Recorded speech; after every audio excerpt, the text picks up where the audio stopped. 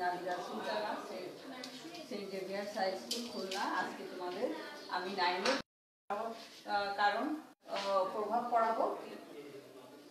তোমরা সবাই বই খাতা নিয়ে বসো এবং দেখে দেখে পড়তে হবে, ম্যাপ ধরে পড়তে হবে। ভূগোল কিন্তু মুখস্থ করার কোনো জিনিস নেই এবং খুব সহজ সাবজেক্ট তোমাদের। সমুদ্র সৈকতের প্রভাব, উষ্ণ স্রোত বলতে মানে গরম। সমুদ্র স্রোতটা যদি হবে উষ্ণ থাকে, তাহলে শীতল যে এলাকা দিয়ে সমুদ্র শীতল সমুদ্র স্রোত পাওয়ার পর তার উপকূলবর্তী এলাকায় তোমার ঠান্ডা প্রভাব বিস্তার করবে। পরিবহন ও যোগাযোগ ব্যবস্থা উপর প্রভাব। উষ্ণ সমুদ্র স্রোত যেখানে প্রবাহিত হয়, পরিবহন ও যোগাযোগ ব্যবস্থা সুবিধা। আবহাওয়ার উপরে প্রভাব। আবহাওয়া যে এলাকায় উষ্ণ স্রোত প্রবাহিত হয়, কুয়াশা ও ঝড়ঝঞ্ঝার।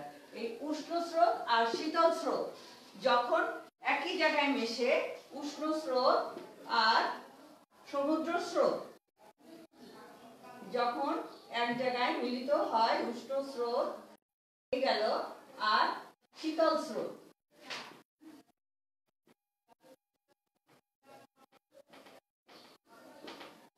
এই মিলিত স্থানটায় কি উৎপন্ন হয়? মগ্নচড়া, অগভীর মগ্নচড়া সৃষ্টি হয়। কুয়াশা ও ঝড়ঝঞ্ঝা। কুয়াশা ও ঝড়ঝঞ্ঝার সৃষ্টি হয় উষ্ণ স্রোত। শীতল মানে তোমার এই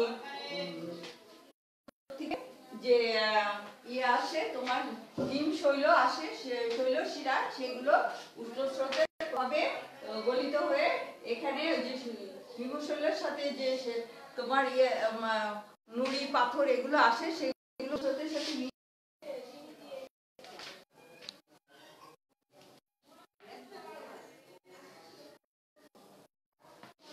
হিমশৈল। এই উষ্ণ স্রোত আর শীতল স্রোতের মিলিত স্থানে হিমশৈল যে আসে, যে বরফ, সেখানে এখানে গলিত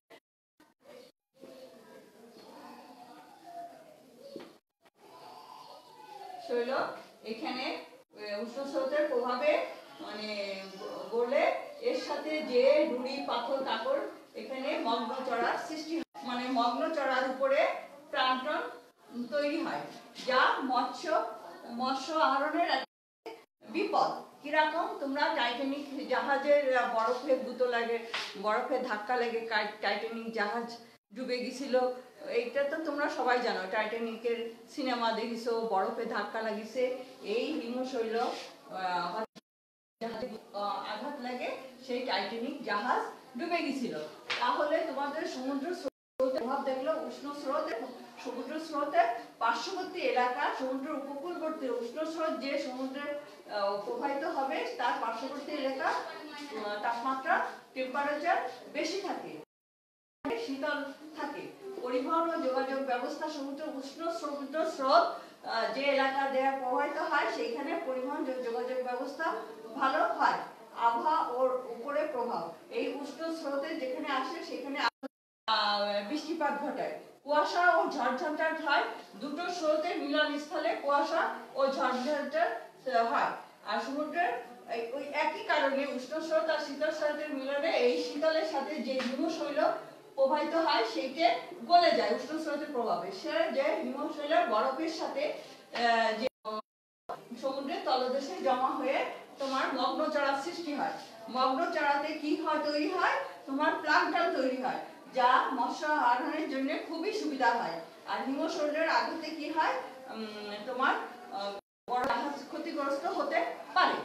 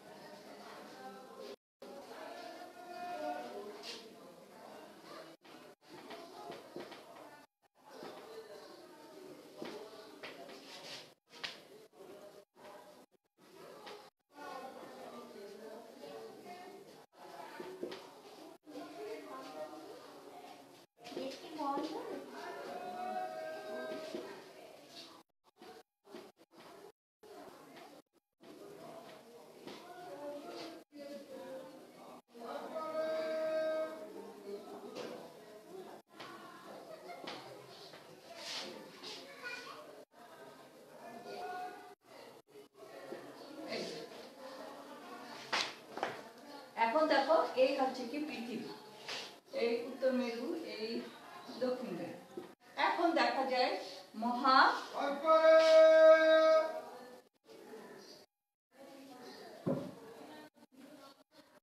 মহাকাশের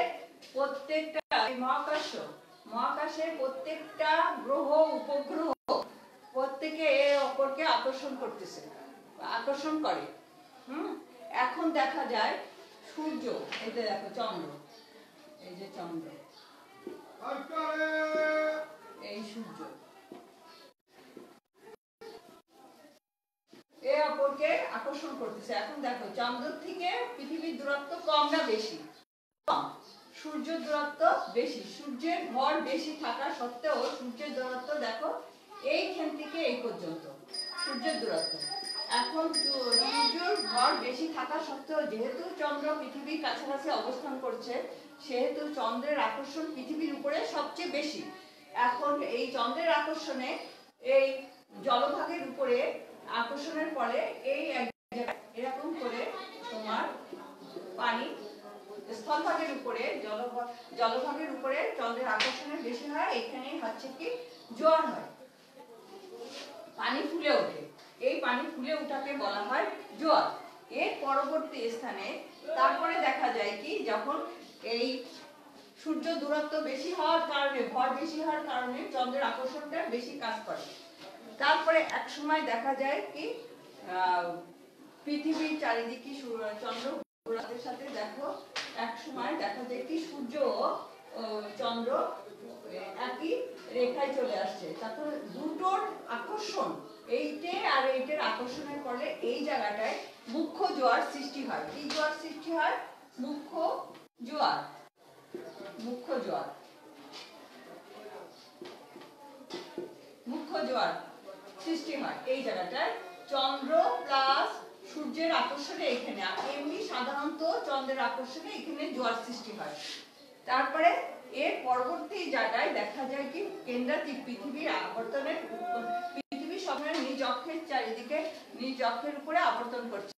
সেই অক্ষের উপরে কেন্দ্রাতিক একটা শক্তি হয় বা বিকর্ষণ হয়। ঠিক একই জায়গায় এখানে বিকর্ষণ হওয়ার ফলে এই জায়গার অণুগুলো দুর্বল হয়ে যায়, সেখানে একটা জোয়ার সৃষ্টি হয়। সেখানে হচ্ছে কি গৌণ জোয়ার হয়।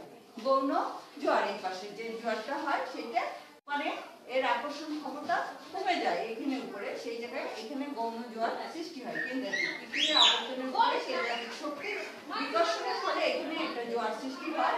কিন্তু সেই জোয়ারটা বেশি মানে বেশি দুর্বল হয় জোয়ারটা। আর এখানে হচ্ছে মুখ্য জোয়ার। আর এমনি সাধারণত চন্দ্রের আকর্ষণে জোয়ার হয়, দুটো একসাথে চন্দ্র ও সূর্যের মিলনে মুখ্য জোয়ার হয়, মানে জোয়ারটার পরিমাণ বেশি হয়। আর এই জায়গার পানি কমে যায়, এখানে হচ্ছে কি মরাকাটাল বলা হয়। এখন দেখো তোমাদের আরেকটু সুন্দর করে বুঝায়, এই যে দেখো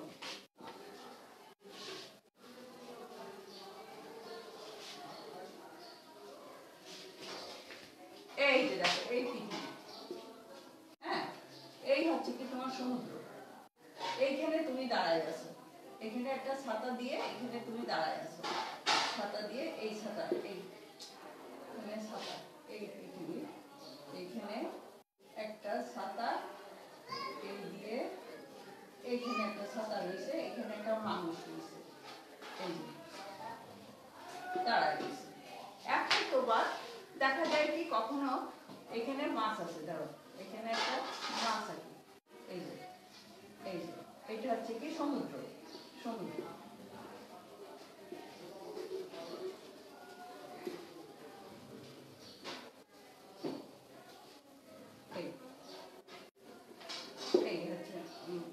সমুদ্র। এখন দেখা যায় কি সূর্য চন্দ্র যখন এই সমুদ্রের উপরে আকর্ষণ করে তখন দেখা যায় কি পানি এখান থেকে টেনে নিছে, এইদিকে টেনে নিলে তোমার এখানে ভাটা হয়। কি হলো? ভাটা হচ্ছে এখানে চন্দ্রের আকর্ষণে। যখন চন্দ্র ঠিক এরকম একটা পজিশনে আসে তখন দেখা যায় কি এইখান থেকে পানি এদিকে চলে যায় আকর্ষণের উপরে, এরকম 90 ডিগ্রি অ্যাঙ্গেলে থাকবে, তখন পানির আকর্ষণে এখানে বেড়ে যায়, তখন হয় জোয়ার। আর যখন এরকম একটা পজিশনে আসবে তখন হচ্ছে ভাটা। চন্দ্র যখন এখানে আসবে তখন হবে ভাটা। এটা কমে যাচ্ছে, এরকম করে কমে যাচ্ছে এদিকে পানি। আর যখন তোমার এই চাপটা এখানে আসবে তখন এখানে জোয়ার সৃষ্টি হবে, এটা উঠে যাচ্ছে, জোয়ার সৃষ্টি হচ্ছে। এইটাই হচ্ছে তোমার জোয়ারের জোয়ার ভাটার কারণ। এখন তোমাদের পড়াবো জোয়ার ভাটার ফলে কি কি হয়। জোয়ার ভাটার প্রভাব।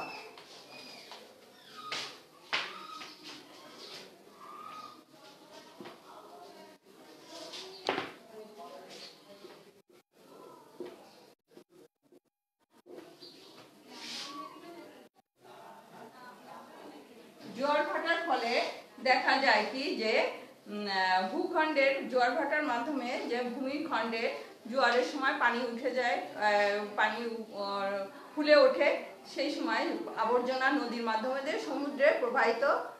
সমুদ্রে চলে যায়।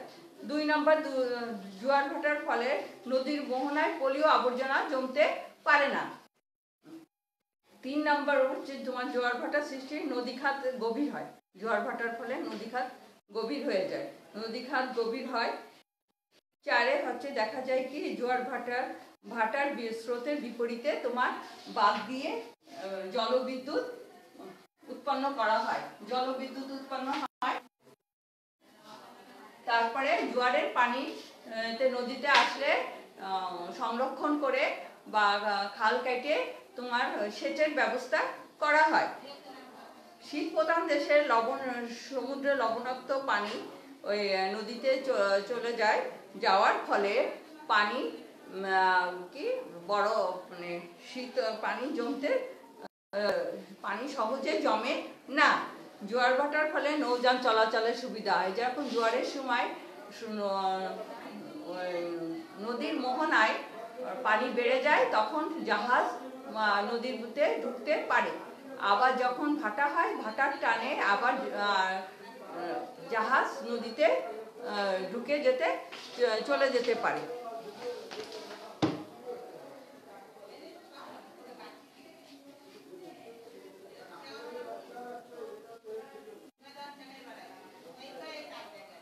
এবার দেখো তোমাদের অমাবস্যা ও পূর্ণিমা তিথিতে নদীতে অধিক মাত্রায় জোয়ারের সময় নৌকা, লঞ্চ প্রভৃতি ডুবে যায়, ক্ষতিগ্রস্ত হয়। নদীর পার্শ্ববর্তী এলাকায় জানমালের ক্ষতি হয়। এই অধিক জোয়ারে নদীর সংকীর্ণ মোহনার শব্দ তরঙ্গ সৃষ্টি হয়, একে জোয়ারের বান বলা। যখন জোয়ারের পরিমাণ বেশি হয়ে যায় অমাবস্যা পূর্ণিমা তিথিতে তখন শব্দ তৈরি হয়, সেই শব্দটা শোনা যায় পার্শ্ববর্তী এলাকা থেকে, শোনা যায় সমুদ্রের উপকূলবর্তী এলাকা থেকে শোনা যায়, বা নদীর উপকূল থেকে জোয়ারে শোনা যায়। তখন হচ্ছে কি জোয়ারে একটা শব্দ তরঙ্গ সৃষ্টি হয়, সেই শব্দ তরঙ্গকে জোয়ারের বান বলে। এবার দেখো বঙ্গোপসাগরের সমুদ্র সম্পদ। বঙ্গোপসাগরের সমুদ্র সম্পদ।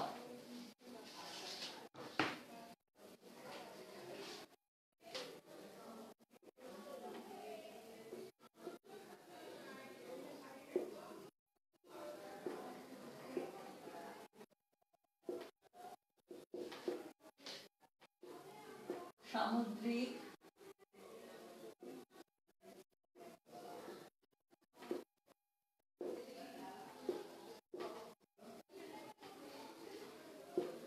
সম্পদ। বাংলাদেশে প্রায়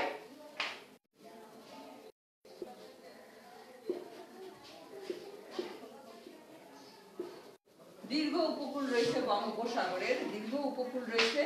এখানে অনেক সামুদ্রিক সম্পদ আছে। এর মধ্যে তলদেশে আছে, সমুদ্রের তলদেশে আছে 442 প্রজাতির মৎস্য।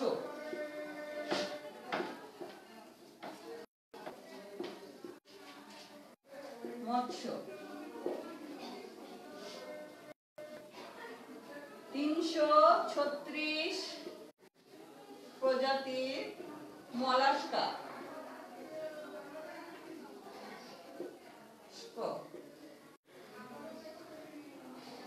তারপরে 19 প্রজাতির চিংড়ি,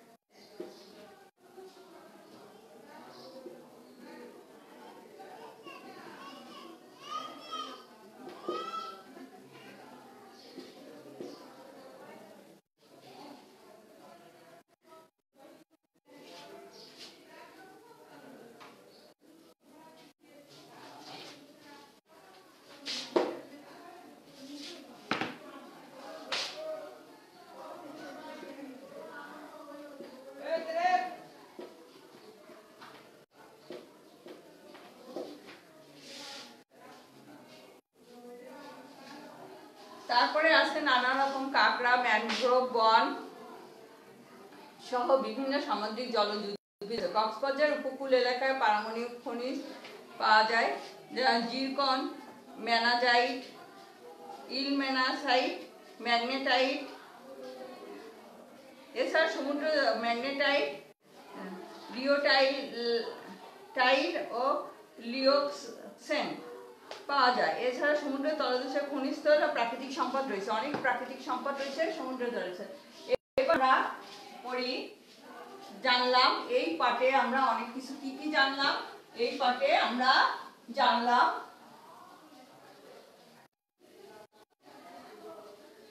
ধারণা, বায়ুমণ্ডলের ধারণা। তারপরে জানলাম সমুদ্র কতগুলো মহাদেশ আছে, কোথায় অবস্থিত, ছবি এঁকে পড়াইছি। তারপরে মহাদেশ পড়াইছি। তারপরে সমুদ্র তলদেশের ভূমি প্রকৃতি পড়াইছি। তোমাদেরকে পড়ালাম। তারপরে পড়ালাম সমুদ্র স্রোতের কারণ, সমুদ্র স্রোতের প্রভাব, জোয়ার ভাটার প্রভাব, আর সমুদ্র বঙ্গোপসাগরের সমুদ্র সম্পদ। এরপরে যদি তোমাদের কোনো কিছু এই পাঠ থেকে আমরা এইগুলো ভালো করে জানতে পারলাম, যদি কোনো রকম সমস্যা হয় তোমরা আমাদেরকে ইনবক্সে জানাবা, আমি তার সঠিক উত্তর তোমাদেরকে আবার বলে দেবো। এখন তোমাদেরকে অ্যাসাইনমেন্ট দেওয়া হচ্ছে, সেই অ্যাসাইনমেন্টগুলো সুন্দরভাবে পূরণ করবা। আর সবসময় চাবা ভূগোল মুখস্থ করবা না, ভূগোল হচ্ছে কি বুঝে উত্তর দিবা, মানে পড়ে ম্যাপ ধরে পড়বা, দেখতেও থাকবে একটার সাথে একটা। যেরকম জোয়ার ভাটা পড়বা, আহ্নিক গতি, বাৎসরিক গতি এসে যাচ্ছে, পৃথিবীর ভূপ্রকৃতি এসে যাচ্ছে, বায়ুমণ্ডল পড়তে লাগলে বায়ু প্রবাহ এসে যাচ্ছে।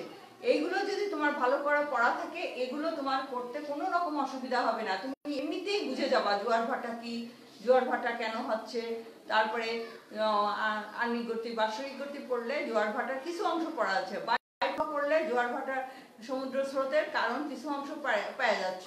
সেই জন্য তোমাদের মনোযোগ দিয়ে পড়তে হবে, একটা পড়লে আরেকটা পড়তে হবে, এবং খুবই ইজি ভূগোল। তোমরা সেইভাবে পড়াশোনা করবা। আর কোনো রকম সমস্যা হলে বাড়ি শেষ করে দিলাম, যদি কোনো সমস্যা থাকে আমার কাছে যোগাযোগ করবা, আমি তোমাদেরকে সেইভাবে বুঝিয়ে দেবো। এখন তোমরা অ্যাসাইনমেন্ট ঠিক মতো করবা, যাতে কোনো রকম সমস্যা না হয়। আজকের পড়া এই পর্যন্ত। তোমরা বায়ুমণ্ডল সম্পূর্ণ পড়বা, এবং জোয়ার ভাটা, বিশেষ করে জোয়ার ভাটা, সমুদ্র স্রোতের কারণ, জোয়ার ভাটার প্রভাব, এগুলো ভালো করে পড়ে নিবা। আজকে এই পর্যন্ত থাকলো, পরবর্তী ক্লাসে তোমাদের সাথে আবার দেখা হবে।